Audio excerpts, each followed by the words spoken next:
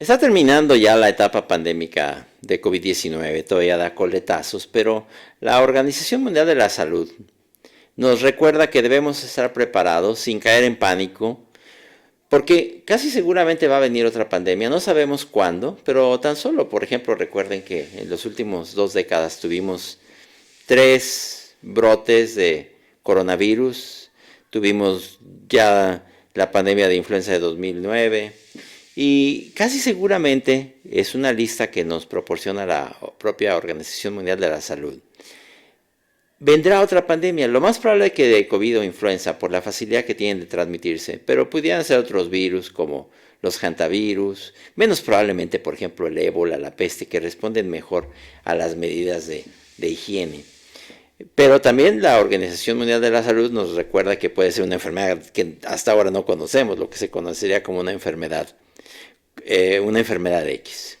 A mí me gustaría referirme en esta ocasión a la influenza, porque recientemente ha hecho encabezados la influenza aviar H5N1, por lo que me voy a referir. Me gustaría describir que los virus de influenza pueden ser de muchos tipos y puede haber de proteínas H, puede haber 18 y de proteínas N, de neuraminidasa, puede haber 11. Imagínense el tipo de combinaciones que puede haber. Puede haber muchísimos virus de influenza y esa gran ventaja tienen los virus de influenza, que se recombinan, mutan, se recombinan con gran facilidad. Y otra cosa que tienen los virus de influenza es que su genoma está dividido en 8 secciones que se pueden intercambiar con otros virus, una sección completa. Y entonces el virus puede dar un gran salto genético y eso es lo que ocasiona las pandemias, porque el virus está cambiando poco a poco, pero eventualmente puede dar un enorme salto genético y en ese momento nadie reconoce el virus, es cuando puede venir una pandemia porque no hay inmunidad hacia un nuevo virus. ¿Cómo entonces ocurren las pandemias de influenza? Hay muchos caminos, pero lo más común es que las aves migratorias, que son digamos el reservorio, lo llevan a todo el mundo. Lo pasan a un mamífero y ese mamífero lo puede pasar a las personas. Y el virus puede mutar ya para hacer una transmisión sostenida de persona a persona. Y eso hemos aprendido de las pandemias anteriores. De hecho, las personas lo podemos devolver a los mamíferos.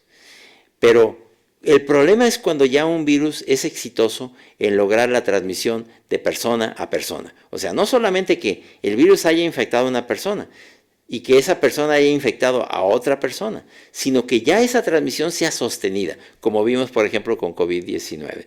Una vez que ya sabemos que la transmisión es sostenida y que ya está en 2 lugares distintos del mundo, ya no hay regreso.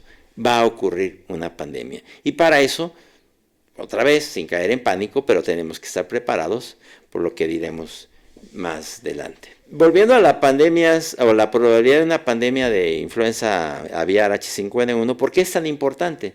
Porque es una pandemia de las que se conocen, o perdón, es una influenza de las que se conocen como de alta patogenicidad, que una vez que infecta, que sale de las aves migratorias, pero que infecta a las aves locales o a las personas, ocasiona una gran mortalidad. Por ejemplo, ustedes han escuchado que cuando la influenza H5N1 o la influenza aviar entra en una granja y en esa granja hay miles de pollos, van a morir la mayoría de todos esos pollos.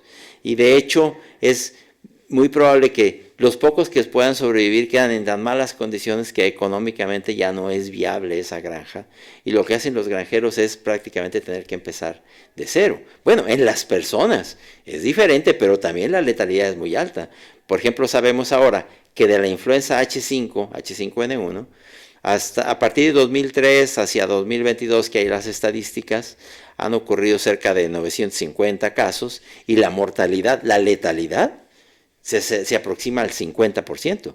Imaginen una pandemia que ocasionara una mortalidad de ese tamaño. Por ejemplo, COVID-19, que nos causó un gran daño, pues mató a menos del 1% de la población.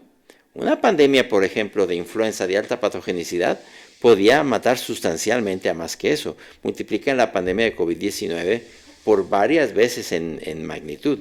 Por eso es que lo mejor es estar preparado y que aprendamos las lecciones. ¿Qué daños podría causar, infligir una pandemia, por ejemplo, de H5N1? Colapsarían los hospitales, el sector salud, no tendríamos suficientes terapias intensivas, tendríamos caos seguramente en la gobernanza de un país o de los países, se perderían las granjas avícolas con muy buena probabilidad, imaginen el daño económico que eso puede dar y se interrumpirían las cadenas de producción, por no hablar, por ejemplo, de lo que pueda pasar con el turismo. Entonces, otra vez, no es sembrar el pánico, es simple y sencillamente que entendamos que lo mejor es saber que en el futuro puede haber una pandemia y que estemos preparados. Por ejemplo, la influenza H5N1 ha causado daños avícolas desde 2005 que ha entrado paulatinamente en las granjas de Asia, de Europa y ahora de América, de prácticamente toda América. Estamos, digamos, ya en la tercera ola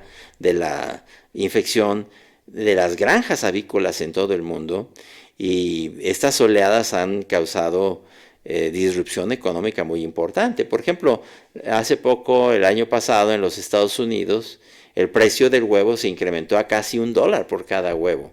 En México, como las aves estaban vacunadas, no causó tal daño.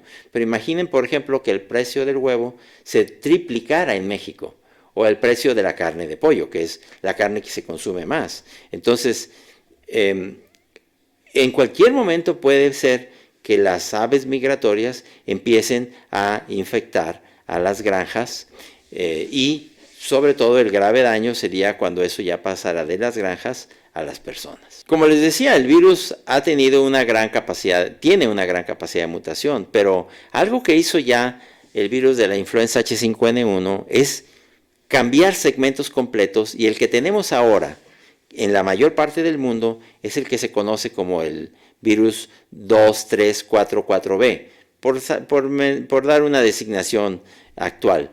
Ese virus es la recombinación de 5 virus distintos. Ocurrió en Europa y se ha ido diseminando a todo el mundo. Ese es un virus de una gran capacidad de transmisión y de una gran letalidad. Y ahora ya está en las aves migratorias de prácticamente todo el mundo, ha entrado a las granjas y ha causado ya la infección de algunos mamíferos, como me referiré. ¿Qué se necesita entonces para que esta influenza aviar H5N1 2344B cause una pandemia? Pues ya hizo algunas cosas. Por ejemplo, sabemos que necesita llevarse a las aves silvestres de todo el mundo. Ya hace eso. Ya está en las aves silvestres de todo el mundo. Ya salió del Asia, Europa y ahora está prácticamente en toda América. Se necesita que esas aves silvestres infecten a aves locales. Ya lo está haciendo. Ya infecta las granjas, ya infecta las aves de corral y de ahí podría eventualmente pasar a otros mamíferos. Por ejemplo, a los leones marinos, a las focas, ya ha hecho eso. Pero algo muy preocupante es que ahora mismo en los Estados Unidos se está infectando al ganado. Y de ahí pudiera también transmitirse a las personas. Hasta ahora, la influenza H5N1 ha pasado básicamente de granjas, pero ahora ya está infectando al ganado. De mamíferos a mamíferos todavía no estamos seguros de que sea muy eficiente la transmisión, pero cuando ya haya esa transmisión de mamíferos a mamíferos, es muy posible que se haga ya con facilidad la transmisión de persona a persona, que sería lo único que faltaría. Y como les decía, ¿cuál podría ser la señal de que eso pudiera ya ocurrir? Bueno, cuando empiece a aparecer en el ganado. Pues resulta que ahora hacia abril de 2024 ya 6 estados en los Estados Unidos han reportado infecciones en el ganado vacuno con influenza aviar H5N1. Se han visto ya 15 rebaños afectados en 6 estados diferentes, aunque por fortuna no parece transmitirse con facilidad a las personas o de persona a persona. Se ha infectado solamente una persona en los Estados Unidos a través del ganado, sabemos que eso ocurrió en Texas. Pero, pues el virus ha tenido, como ustedes ven, cada vez ha ido aprendiendo un poco mejor. El Centro para Control de Enfermedades de los Estados Unidos ha actualizado su sitio hacia abril 3 para comentar esto, que ya se ha detectado que el virus ha pasado a algunos hatos de ganado vacuno y que ese virus, al analizarlo, tiene una mutación, que es la mutación E627K, que le facilita al virus la transmisión entre mamíferos. Y eso es algo que preocupa porque una vez, recuerden que nosotros somos mamíferos, una vez que sea capaz de transmitirse entre el ganado, pudiera eventualmente pasar no solo de las aves a las personas, sino de ganado a ganado, infectar muchos hatos de ganado en Norteamérica y eventualmente eso facilitaría la propagación entre personas, que por fortuna, como sabemos hasta ahora, no se ha dado. Entonces, ¿cómo sabemos hasta ahora que se transmite la influenza H5N1 a las personas? Bueno, sobre todo aves infectadas. No las aves silvestres porque esas tienen muy poco contacto con los humanos. Pero si las aves silvestres infectan, por ejemplo, a un ave de corral o a un ave de granja, las personas tienen un contacto estrecho con esas aves de corral.